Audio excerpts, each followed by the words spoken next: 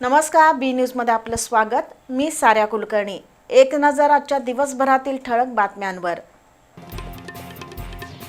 गोकुळ दूध संघावर 5 मे पासून प्रशासक राज येण्याचा मार्ग मोकळा। विद्यमान संचालक मंडळाला मुदतवाढ देण्यास कोल्हापूर सर्किट बेंचचा स्पष्ट नकार। वादग्रस्त संस्थांची सुनावणी पूर्ण झाल्यावरच निवडणूक होणार। शिरोलीतील 4 तरुणांना प्रशिक्षण आणि मालेगावमधून आर्थिक रसद पुरवली जात असल्याचा माजी खासदार किरीट सोमय्या यांचा गंभीर आरोप। शिरोली प्रकरणाचा गांभीर्याने तपास करण्याची पोलीस अधीक्षकांकडे मागणी।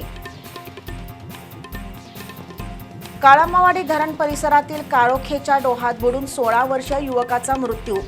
धोकादायक डोहात आजपर्यंत सुमारे 12 जणांचा मृत्यू। करवीर तालुक्यातील खुपिरे इथल्या सुरभी लॉजवर पोलिसांचा छापा। लॉज मॅनेजरसह 4 अटक। 1,39,000 रुपयांचं साहित्य जप्त। आणि कच्च्या तेलाच्या किमती वाढल्यानं शेअर बाजारात मोठी घसरण। सेन्सेक्स 582 अंकांनी घसरला। गुंतवणूकदारांचं 4.79 लाख कोटी रुपयांचं नुकसान।